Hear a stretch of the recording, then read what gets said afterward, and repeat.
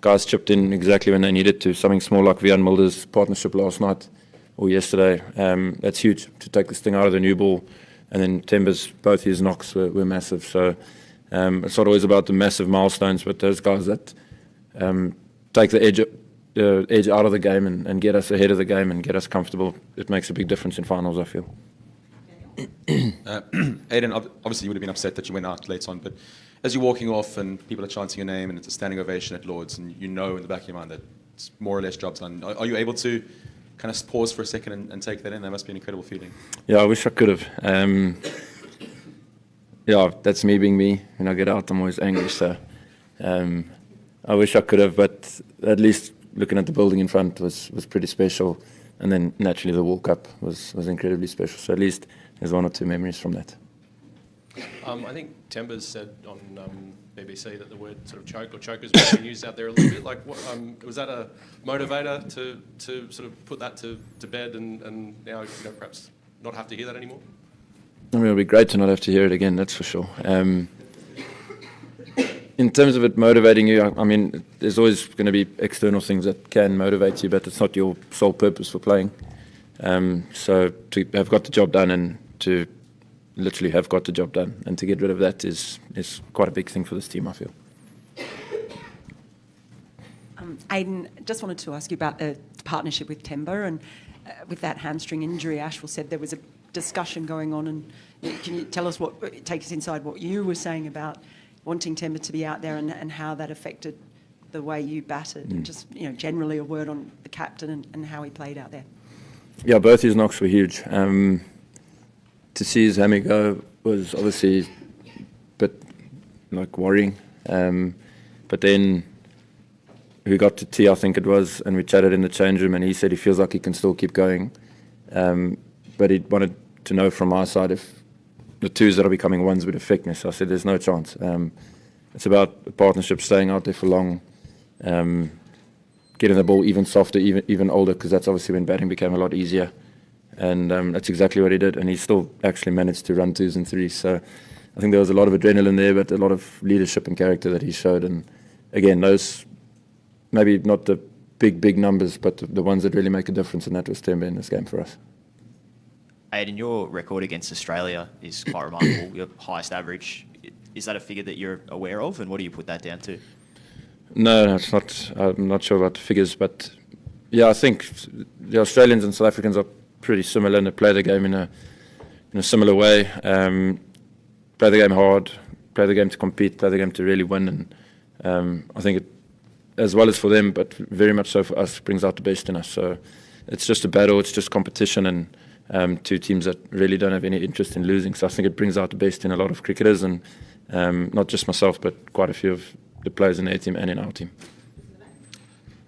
Plenty of people in the ground and watching the game will have worries about the health of Test cricket, and maybe worries in particular about the health of it in South Africa, given how few games you guys have scheduled, how short your series are getting. After a week like this and an achievement like that, what feelings and what message do you have to communicate to the people who run the sport about how much the format means to you? Yeah, it's always been my most important and most favourite format. Naturally, playing fewer games is not really on us. It's just sort of the cards you get dealt. But it's really important, in my opinion, to keep Test cricket as the number one in South Africa. So we understand all the dynamics that are happening in the cricket world, and that's completely fair. But it's more about the young guy coming through, that his main thing is to get a Test match bag and play Test match cricket for South Africa. That's if we can still do that, it's fine. For however long they play for is a different conversation in the world of cricket nowadays. But the number one priority should always be to play Test cricket, and I've always felt that, believed that, and if we can get that back with the younger people coming through, I think we've done well. We'll start taking the last couple of questions. If here's to Keenan and then Neil. Aiden, I'm not sure if you're aware of the song that was sung in the stands about you for the last week and a half, but in terms of the support that you had at Lords, you don't get much crowds back home, but just what was it like to play in front of a full house, and particularly South Africa? No, it was awesome. I thought we might have been outnumbered from before the game, thinking that quite a few Australians would have made the trip, and there were plenty of them as well. But to have Shosholoza and those sorts of songs ringing around Lords is firstly very different to the normal Lords, but very awesome for us as South Africans to hear. So everyone came out, supported us, made the effort. Even when we got behind the 8 ball, they were fully invested. And yeah, the fans have been through thick and thin with us, so it's, I think, just as special for them. Hi, okay. Aiden, I mean, people will measure this innings and it will be regarded very, very highly in South African cricket. At what point yesterday would you say that it just clicked for you and that you just felt that, look, I'm in the groove here? I'm not too sure. I suppose like never really felt that way just because of pretty much what was on the line. You've got quality bowlers coming at you the whole time and sort of just never stops and you never really catch a break. So it never felt that I clicked, but it was more just spending time and batting with intensity, knowing that the runs would come. But if I was there, that's the most important thing is the longer we build partnerships for, the closer we get. And once you get close, then you can start sort of formulating how you want to tick them off. So that was it, but nothing really sort of stood out and was like, okay, I'm in. Didn't really feel that way. Aiden, you got a red inker in 2014 Under-19 World Cup. You played magnificently at Lords. What is it about the biggest games that brings out the best in you?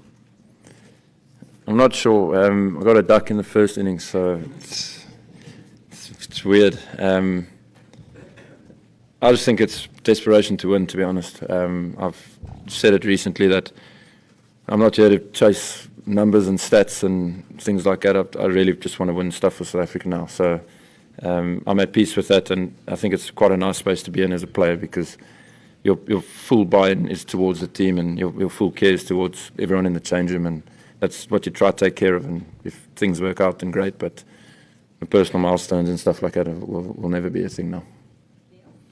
Aiden, it's interesting measurement of the quality of your innings that, unless I missed some of them, every one of the Australians ran to you to say something. Were you aware of that in your gloom? Yeah, you notice it for sure. Obviously, great touch from their side. There's quite a bit of banter I had on the field, so yeah, all is well and ends well, I guess. But yeah, always nice to be appreciated from the opposition. Aiden, just one more on the fans. We saw you enjoying a nice, refreshing beverage after the win. Can you just take us inside that moment of celebrating with the South African fans? Yeah, that was cool. That was one of my mates from school. He wanted me to come over, and I was like, "Flip, man, I can't. It's too busy. It's chaos." And then he was